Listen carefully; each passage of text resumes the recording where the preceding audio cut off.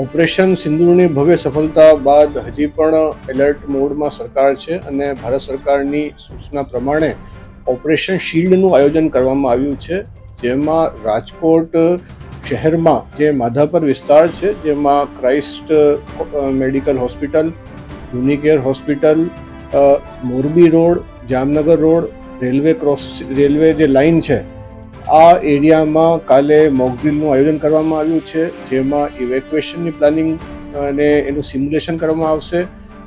ડ્રોનનું સ્વાર્મ attack થાય તો શું તકેદારી લેવાની છે એની પ્રેક્ટિસ કરવામાં આવશે, જેમાં 200થી વધારે એનસીસી, એનએસએસ, સિવિલ ડિફેન્સના વોલન્ટિયર્સ, તમામ જિલ્લા વહીવટીતંત્ર, પોલીસ તંત્ર અને તમામ જે રેસ્ક્યુ જે ફોર્सेस છે એની સાથે જોડાશે. ખાસ કરીને ઇવેક્યુએશન, મેડિકલ સારવાર અને તાલીમ એના ઉપર ભાર મૂકવામાં આવશે. મારી આપ સૌને વિનંતી છે કે 8:30 વાગે માધાપર ગામ અને આસપાસના વિસ્તારમાં બ્લેકઆઉટ સ્વયંભૂ રાખવા મારી નમ્ર વિનંતી છે અને અમે પણ લોકોને આ બાબતે આજથી સમજૂત કરવા જઈ રહ્યા છીએ. જી, આ મોક ડ્રીલ હોય માધાપર ગામ અને આસપાસના વિસ્તારમાં બ્લેકઆઉટ રહેશે. જી,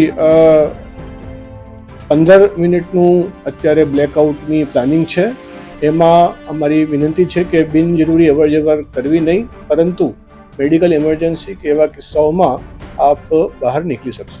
જી, અમે એમાં પણ અમારી વિનંતી છે કે આ વિસ્તારમાં જો કોઈ વાહન પસાર થઈ રહ્યું હોય તો એ બાજુમાં પોતાની લાઇટો બંધ કરીને ઊભા રહે.